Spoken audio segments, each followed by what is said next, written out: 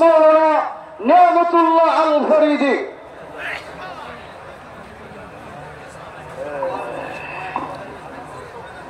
السلام عليكم ورحمة الله.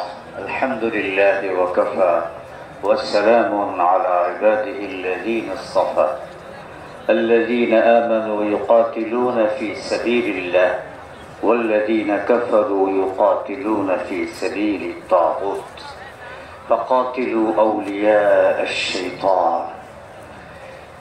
ইসলামী আন্দোলন বাংলাদেশের উদ্যোগে আয়োজিত আজকের এই ওলামা মাশায়েখ এবং সুধী সম্মেলনের সম্মানিত সভাপতি হযরত পীর সাহেব চরমনাই, মঞ্চে উপবিষ্ট জাতীয় নেতৃবৃন্দ এবং হযরতে ওলামা ইকরাম, সমবেত আমার প্রিয় মুজাহিদ ভাইরা, দেশপ্রেমিক জনতা,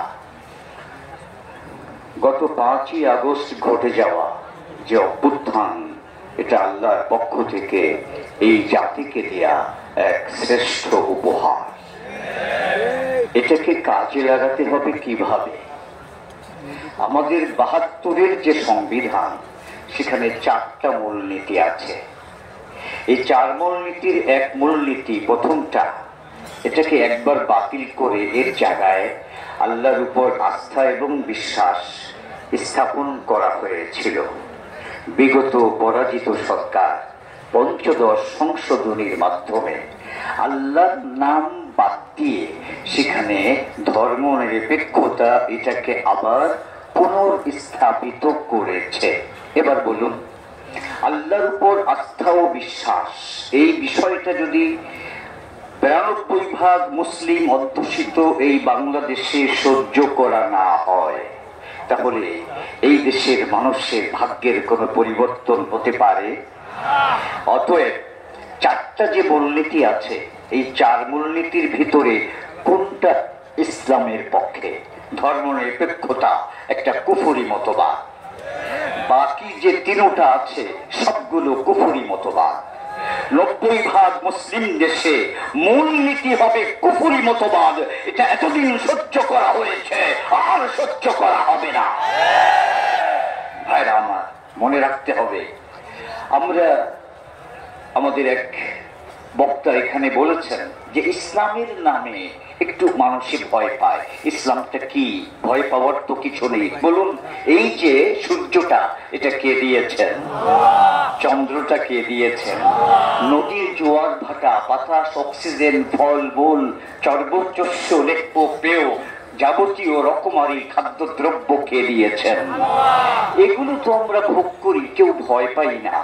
আর আমাদের জীবন কিভাবে পরিচালিত হবে, এর জন্যই তো আল্লাহ পাক আমাদেরকে ইসলাম দিয়েছেন। ইসলাম যদি মেনে চলে তাহলে কি হবে?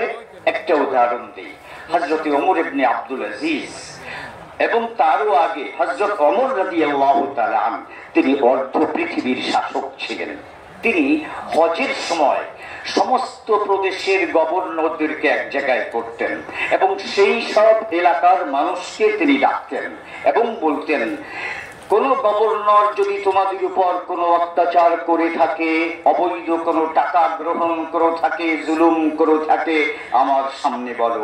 তোমাদের সামনে যাকে কোনো গভর্নর একটা বাড়ি দিয়েছে, তার সামনে আমি এই লাঠিটা তুলে দেব, তুমি নিজে ওই গভর্নরকে বাড়ি দেবে। এইভাবে তিনি শাসন কায়েম করেছিলেন, ইনসাফ কায়েম করেছিলেন।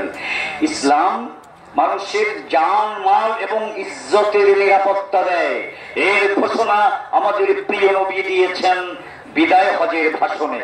তিনি স্পষ্ট বলেছেন, ইন্না দিমাআকুম ওয়া আমওয়ালাকুম ওয়া আ'রাযাকুম হারামুন আলাইকুম কাহুরমাতি ইয়াউমিকুম হাযা ফি বালাদিকুম হাযা ফি শাহরিকুম হাযা। এই গোটা মুসলিম পৃথিবীর যত নাগরিক আছে, মুসলমান হোক অমুসলমান হোক, প্রত্যেকের জান, মাল, ইজ্জত অত্যন্ত সম্মানিত।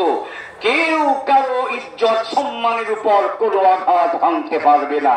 এটাই ইসলাম বলে। বলুন, এটা কি আমাদের জন্য খুব ভয়ের না আমাদের সকলের কাম্য? এটা আমাদের কাম্য, এটাই ইসলাম চাই।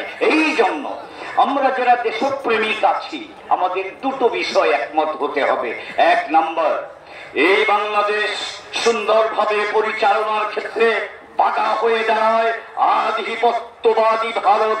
5ই আগস্টের এই অভ্যুত্থান এই বাংলাদেশের মানুষ রায় দিয়েছে ভারতীয় আধিপত্যবাদ এবং তাদের কোন দোসরকে আর বাংলাদেশ কোনদিন বরদাস্ত করবে না। নাম্বার 2, 47-এ এই অঞ্চল স্বাধীন হয়েছে ইসলামের ভিত্তিতে। যারা ইসলামকে নিয়ে জুজুর ভয় দেখাবে তাদেরকে আর এই দেশে রাজনীতি করতে দেওয়া হবে না। এই দুটোই এই দেশের স্বাধীনতার রক্ষা কবচ। এক, আধিপত্যবাদ বিরোধী, আর 2 নম্বর ইসলামের পক্ষে। এর ভিত্তিতেই সমস্ত রাজনৈতিক দলের জাতীয় ঐক্য প্রতিষ্ঠিত হবে। এর ভেতরে যারা আসবে না ছিটকে পড়বে, এর ভেতরে যারা আসবে তারাই ভবিষ্যতে বাংলাদেশকে নেতৃত্ব দেবে। সমবেত